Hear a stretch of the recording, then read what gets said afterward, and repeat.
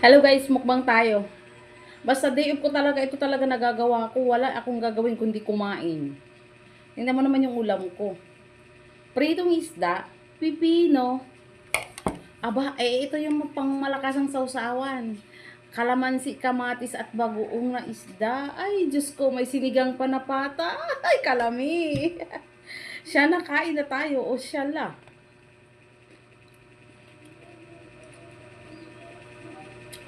Pero kung ako papipiliin nyo, karne at saka isda. Kahit araw-araw isda, isda pa rin ako.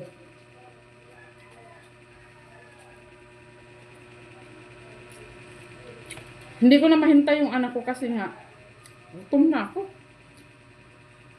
Pata. Ay, sinigang na pata, kalami. Isaw-saw sa bagoong na may kamatis at saka sili konti. Ang lambot.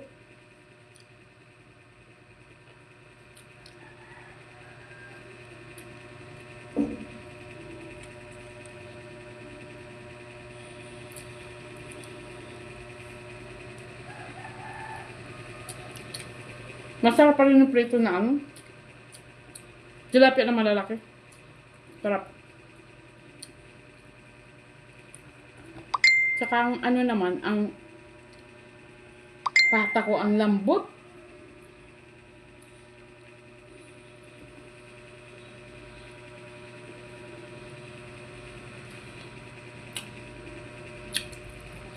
Okra.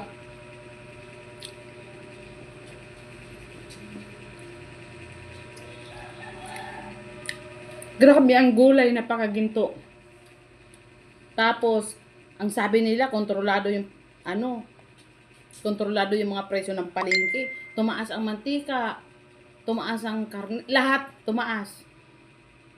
Yung kamatis, yung isang araw nang bumili ako ng last day of ko last week, 40 lang ang kilo. Ngayon, 50 na. Hindi ko naman sinasabi na, oo, mura lang para sa amin yung 50. Kami ba naman mga mahihirap? Wala naman kami inaatrasan. Pero, pag sama-samahin mo yun, sa gulay lang, halos aabot ka na sa Ricardo pa lang, aabot ka na ng 200. Wala na talagang mura ngayon. Dako, mapapamura ka na lang sa bilihin sa palengke. Nagtatanong ako sa kanila, akala ko ba kontrolado yung yung presyo ng pamilihin natin. Nako, hindi naman makukontrol, sabi ng mga tindera doon. Sabi-sabi lang nila yung pagdating dito sa palengke, ang mahal ng bigay nila. Sabihin nila,